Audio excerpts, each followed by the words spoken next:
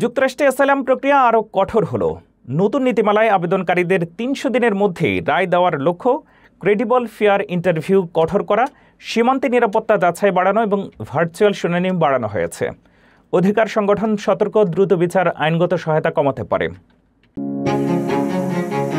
যুক্তরাষ্ট্রে অ্যাসাইলাম প্রার্থীদের জন্য নতুন নীতিমালা কার্যকর করেছে বিচার বিভাগ ও হোমল্যান্ড সিকিউরিটি, যার ফলে আশ্রয় প্রক্রিয়া আগের চেয়ে দ্রুত এবং কঠোর হচ্ছে।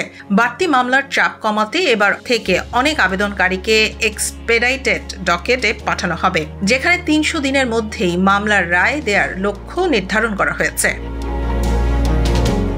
নতুন নীতিমালায় প্রাথমিক ক্রেডিবল ফেয়ার ইন্টারভিউ আরও কঠোর করা হয়েছে। সাক্ষাৎকারে পর্যাপ্ত ও গ্রহণযোগ্য তথ্য না দিতে পারলে আবেদনকারীকে সরাসরি প্রত্যাখ্যান বা দ্রুত ডিপোর্টেশনের মুখে পড়তে হতে পারে। একই সঙ্গে সীমান্ত দিয়ে আসা ব্যক্তিদের জন্য নিরাপত্তা যাচাই ও স্ক্রিনিং আরও কঠোর করা হয়েছে। ইমিগ্রেশন কোর্টগুলোকে ভার্চুয়াল শুনানি বাড়ানোর নির্দেশ দেওয়া হয়েছে, যাতে দীর্ঘ প্রতীক্ষা কমে এবং বিচার প্রক্রিয়া দ্রুত হয়। আদালতে উপস্থিত না হলে আবেদনকারীর বিরুদ্ধে সরাসরি ইন অ্যাবসেন্টিয়া ডিপোর্টেশন আদেশ জারি করার ক্ষমতা আরও জোরদার করা হয়েছে।